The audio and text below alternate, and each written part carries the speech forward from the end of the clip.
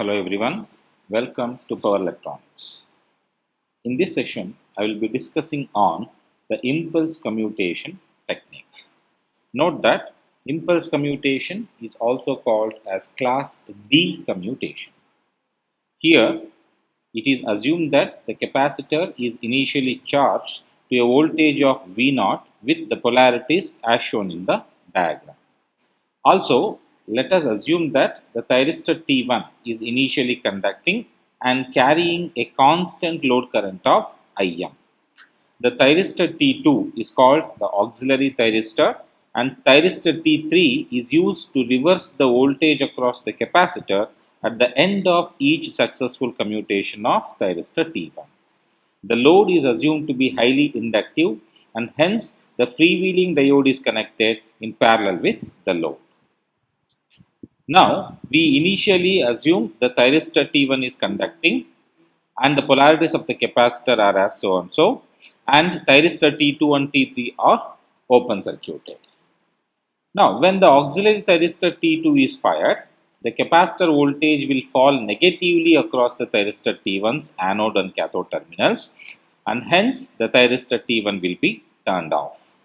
Since it is the capacitor voltage that is commutating the thyristor T1, this technique is categorized under voltage commutation. Further, since another thyristor, that is T2, is used to turn off the conducting thyristor, which is T1, this technique is also called as auxiliary voltage commutation. When thyristor T2 is triggered, the current through the thyristor T1 will cease to flow, and the load current starts to flow through the capacitor and T2.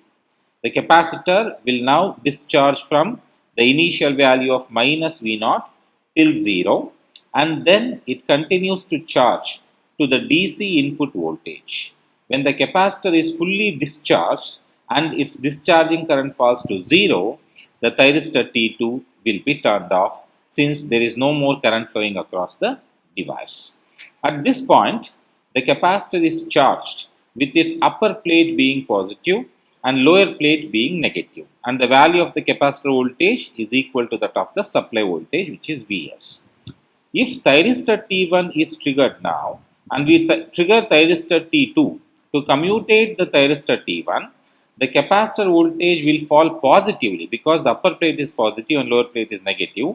So, the capacitor voltage will not help us as it did at the initial stages of the commutation to turn off T1. Therefore, we say it is necessary to bring the capacitor voltage to the initial value of minus V0, and this charge reversal of the capacitor from plus Vs to minus V0 is done by triggering thyristor T3. When T3 is triggered, it creates the scenario of a self-commutation circuit with a pre-charged capacitor. The capacitor voltage is therefore reversed from the initial value of V0 to the final value of minus V0. So, there is a 2V0 swing. Thyristor T3 is then self-commutated when the capacitor is completely reversed. Now, let us look into the equivalent circuit during the commutation period. Right.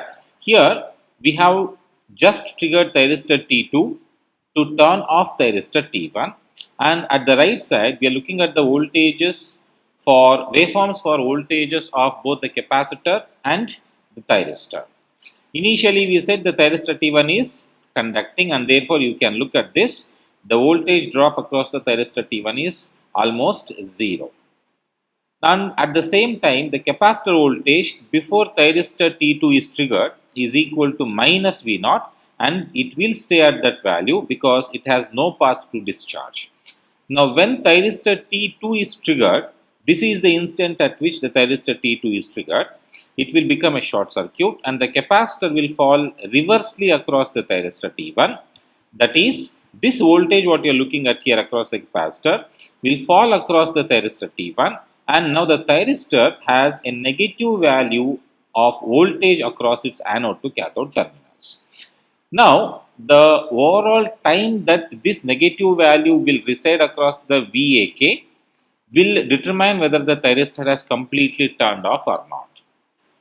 In simple words, we have to maintain the negative voltage across the VAK for a time duration of a minimum of TQ, which is the circuit turn-off time, also called as the available turn-off time.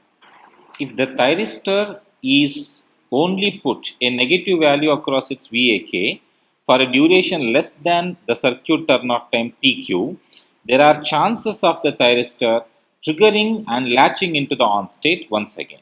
So therefore, it is always made sure that the overall time duration over which the voltage across the VAK is made negative is either equal to or greater than the circuit turn-off time TQ.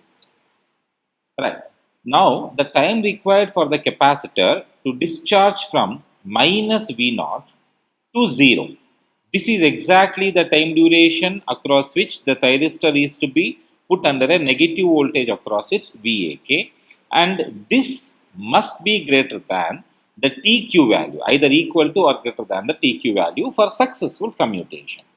The discharging time will depend on the load current, and for the constant load current of Im assumed, the circuit turn-off time TQ is found by integrating the capacitor voltage between this instant, that is at which the thyristor T2 is triggered, and the instant at which the capacitor voltage reaches 0. This period, as already stated, is the circuit turn-off time. Let us write an equation for that.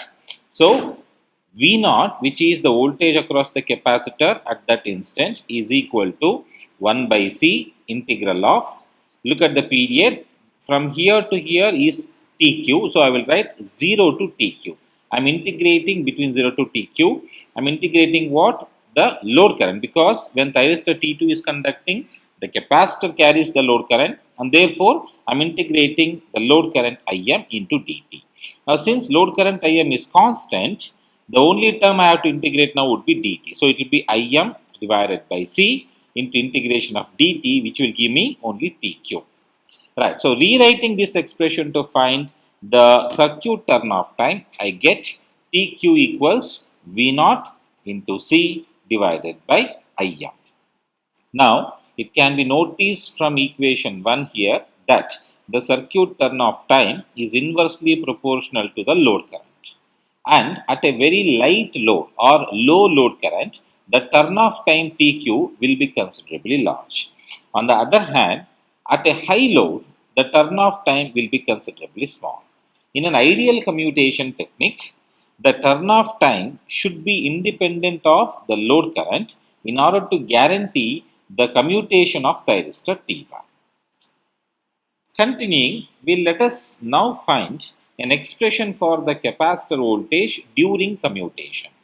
For that, I will consider the circuit when the thyristor T2 is triggered and thyristor T1 is commutated, and this is what is the circuit looks like.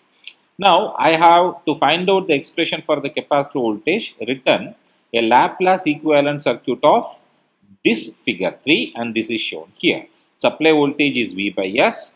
Capacitor voltage is capacitor itself is given as 1 by Cs. Capacitor initial voltage is Vc of 0 divided by S. I of t becomes I of S, and the load resistance is as it is. No change there. Let us write the equation for I of S of the Laplace circuit shown in figure 4, which is Vs plus Vc of 0 whole divided by S divided by R plus 1 by Cs. This is simply by writing KVL and then replacing or substituting the KVL in time domain to frequency domain.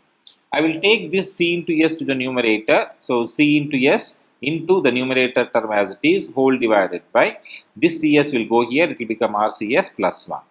In the numerator, S and S will cancel. So, what remains is only C into Vs plus Vc of 0. But Vc of 0 is equal to V naught. Okay. Now, because we are in the frequency domain, the sign of the voltage is neglected here.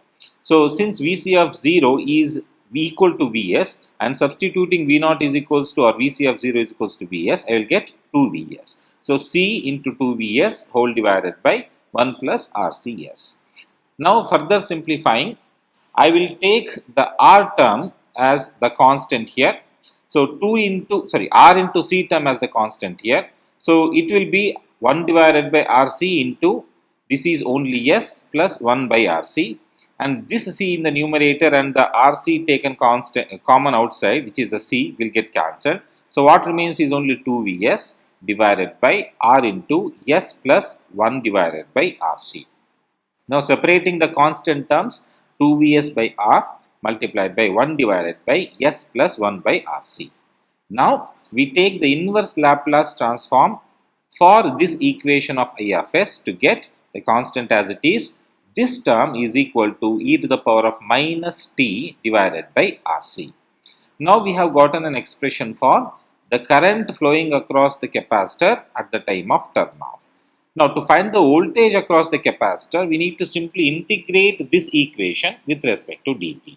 So Vc of t is therefore equal to 1 by c integration of 0 to t I of t into dt, plus if there is any initial voltage across the capacitor, that is to be put here. But please note, now we are writing Vc of t is equals to 0.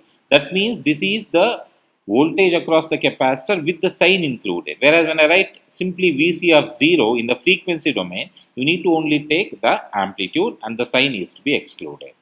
Simplifying this, I get Vc of t is equals to, I have substituted the equation for I of t into this, which will give me 2Vs by R e to the power of minus t by RC dt, and Vc at t is equals to 0. Now this term you can obtain by going back to the waveforms.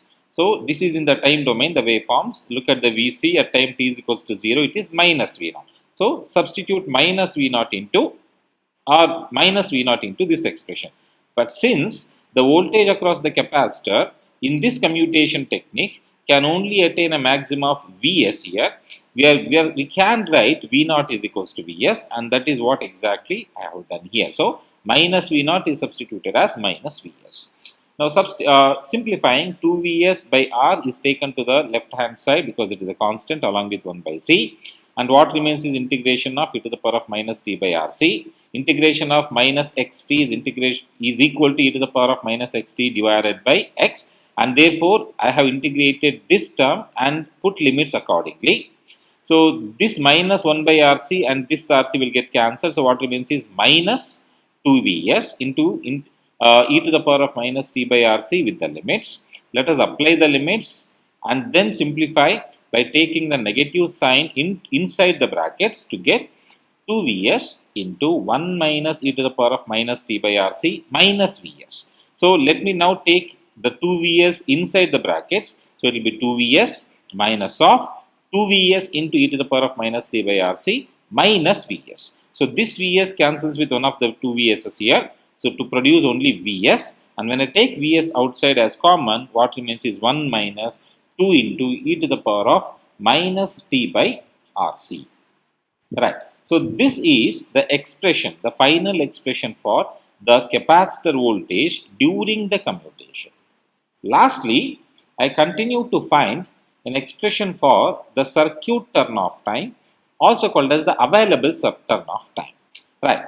So to begin with this, I go back to the diagrams once again to note that at t is equals to tq, what is tq? This is the exact instant, this is tq.